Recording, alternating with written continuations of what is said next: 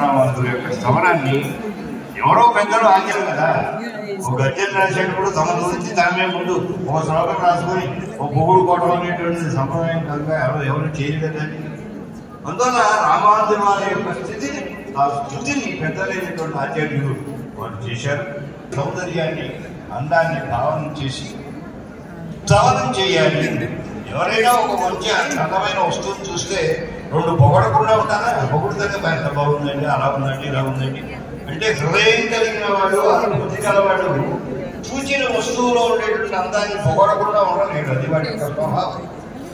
మరి రామానుజుల వారు కేవలం వేదాంతి కాదు, ఆయన మహాకవి, అద్భుతమైన కవి. ఆయన కవితా వైభవం ఎంత గొప్పగా ఉంటుంది అన్నదానికి నిదర్శనం ఈ గద్యత్రయమే. నిత్య గ్రంథం అనేటువంటి గ్రంథంలో చెప్పాడు. అయితే అది మనకు నిత్యారాధనలో వినియోగించుకునే ప్రక్రియ కాదు, మనకు అందుబాటులో ఉండే ప్రక్రియ కాదు. అది మనం వారు చేసినట్టుగా చెయ్యలేము. వాటిని మనం వేశాం. స్వామివారు మీకు ఇంత చిన్న పుస్తకం చేతిలో పట్టుకొని చూపించారు, 3 గద్యాలను. అందులో మొదటి గద్య ఇది మేము వేసింది. చూడండి వ్యాఖ్యానాలు, సంస్కృతంలో ఉన్న వ్యాఖ్యానాలు.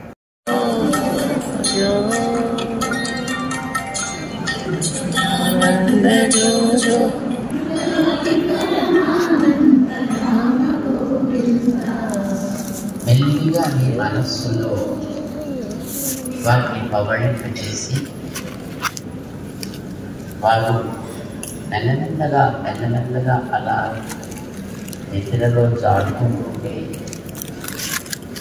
వారికి డిస్టర్బెన్స్ కాకుండా, అడుగుల చప్పుడు కూడా కాకుండా మెల్లమెల్లగా వెనకొచ్చి మీ మానస ద్వారాలని మూసి అక్కడ సుదర్శనుడిని ఆపలా పెట్టి హెచ్చరికలు చెప్పి, స్వామికి ఇప్పుడు డిస్టర్బెన్స్ కలగకుండా చూసుకోమని చెప్పి మెల్లగా మళ్ళీ మనం బయటికి మంటపంలోకి వచ్చేద్దాం. ఓ లక్ష్మీనారాయణ భగవాన్ వారు ఎప్పుడు లోపల ఉంటారు. మీరు ఇప్పుడు రమ్మంటే బయటకు వస్తారు, మీరు చేసేదేదో అనుకుంటారు. వాళ్ళు ఎప్పుడు వెళ్ళిపోమంటే అప్పుడు వెంటనే వెళ్ళిపోతారు. మళ్ళీ మీకు ఎదురు చెప్పరు. ఇప్పుడు మనకి తెలియలేనా మనకి ఎదురు చెప్తారు, కానీ అప్పుడు దేవుడు ఎప్పుడు మనకి ఎదురు చెప్పడు. కోపం వచ్చి మీరు 2 వాయించిన కిక్కురు మంటాయి. అయితే వాడు మీ మనస్సులో ఉంటారు. ఇప్పుడు జ్ఞాపకం పెట్టుకోండి. ప్రపంచాన్ని గీయగలిగిన వాళ్ళు మన మనస్సులో భావించగలిగితే ఎంత శక్తివంతులం మనం. అది జ్ఞాపకం పెట్టుకోండి. ఇప్పుడు మనం ఇప్పుడు ఒంటరి వాళ్ళం కాము. మనతో పాటు ఆయన ఉన్నాడు, అమ్మవారు ఉన్నారు, వాళ్ళ పరివారం అంతా మనలో ఉంది.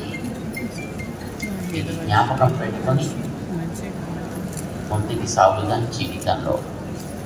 చక్కగా మీరు అర్పించిన పూజా సామగ్రిని కూడా మీ దగ్గర ప్లేట్లో తీసుకోండి. ఈ దీపాలన్నిటినీ మీరు జాగ్రత్తగా లోపల మంటపంలో ఆలయం దగ్గర అక్కడ కానీ వీటిని ఇక్కడ పెట్టండి. వాటిని అట్లా ప్యాక్ చేసుకోకండి.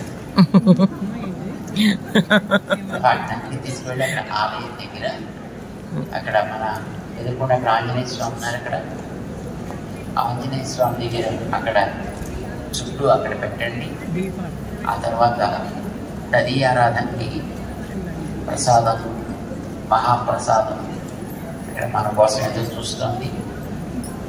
అక్కడికి వెళ్ళి స్వామికి మహానివేదన చేద్దరు. కానీ ఎంతసేపు పూజ చేసినందుకు మీ అందరికీ కూడా అనేక చేస్తున్నాం.